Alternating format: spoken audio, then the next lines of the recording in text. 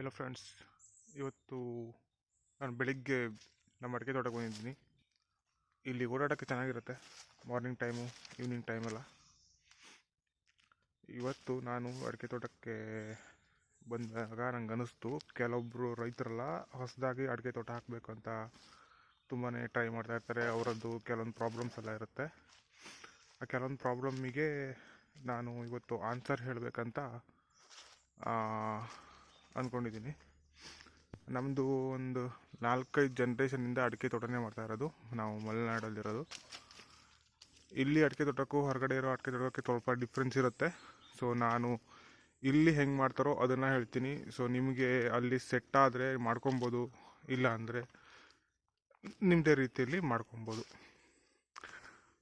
ಫಸ್ಟ್ಗೆ ಅಡಿಕೆ ತೋಟ ಹಾಕೋವಾಗ 2 ಪ್ರಾಬ್ಲಮ್ ಬಂದೇ ಬರುತ್ತೆ. ಒಂದು ಬಿಸಿಲಿಂದ ಬರುತ್ತೆ, ಇನ್ನೊಂದು ಮಳೆ ನೀರು ಅಥವಾ ನೀರು ಜಾಸ್ತಿಯಾಗಿ ಅಡಿಕೆ ಗಿಡ ಕೊಳೆಯೋದು, ಆ ಥರ ಪ್ರಾಬ್ಲಮ್ ಬರುತ್ತೆ.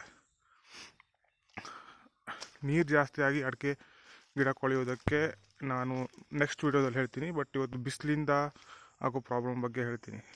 ಬಿಸಿಲಲ್ಲಿ ಮಾರ್ನಿಂಗ್ ಬಿಸಿಲು ಮತ್ತು ಈವ್ನಿಂಗ್ ಬಿಸಿಲಿಂದ ಅಡಿಕೆ ಗಿಡಕ್ಕೆ ತುಂಬಾ ಪ್ರಾಬ್ಲಮ್ ಆಗುತ್ತೆ. ಅಡಿಕೆ ಗಿಡ ಸುಟ್ಟೋಗುತ್ತೆ, ಎಲೆ ಹಳದಿಕಾಗುತ್ತೆ. ಈ ಥರ ಪ್ರಾಬ್ಲಮ್ಸ್ ಎಲ್ಲ ಬಿಸಿಲು ಜಾಸ್ತಿ ಆಗಿದ್ದರಿಂದ ಬರುತ್ತೆ.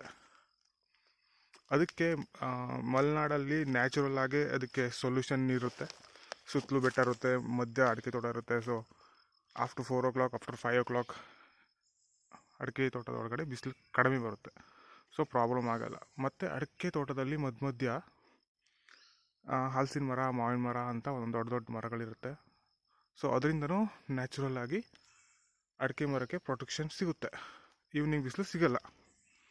ಸೊ ಹೊರಗಡೆ ತೋಟ ಮಾಡೋರು ಬೈಲಲ್ಲಿ ಅವರಿಗೆ ಆ ಥರ ಏನೂ ಪ್ರೊಟೆಕ್ಷನ್ ಸಿಗಲ್ಲ.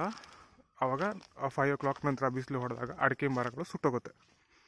ಸೊ ಅವರು ಅಡಿಕೆ ತೋಟ ಮಾಡೋಕ್ಕಿಂತ ಮೊದಲು ಸುತ್ತಲೂ ಬೌಂಡ್ರಿಲಿ ಚೆನ್ನಾಗಿ ತಂಪು ಹಿಡ್ಕೊಳ್ಳೋ ಮರಗಳು, ಅಂದರೆ ಮಾವಿನ ಮರ, ಹಲಸಿನ ಮರ, ಧೂಪದ ಮರ ಅಥವಾ ಜಮ್ನೆರಳೆ ಮರ, ಈ ಥರ ಮಾಡಿಕೊಂಡ್ರೆ ಅಡಿಕೆ ಮರಕ್ಕೆ ಪ್ರೊಟೆಕ್ಷನ್ ಸಿಗುತ್ತೆ. ಹೊರಗಡೆಯಿಂದ ಗಾಳಿಯಿಂದನೂ ಪ್ರೊಟೆಕ್ಷನ್ ಸಿಗುತ್ತೆ. ಸೊ ಅಡಿಕೆ ಮರಗಳು ದೊಡ್ಡಾದಮೇಲೆ ಬೀಳಲ್ಲ.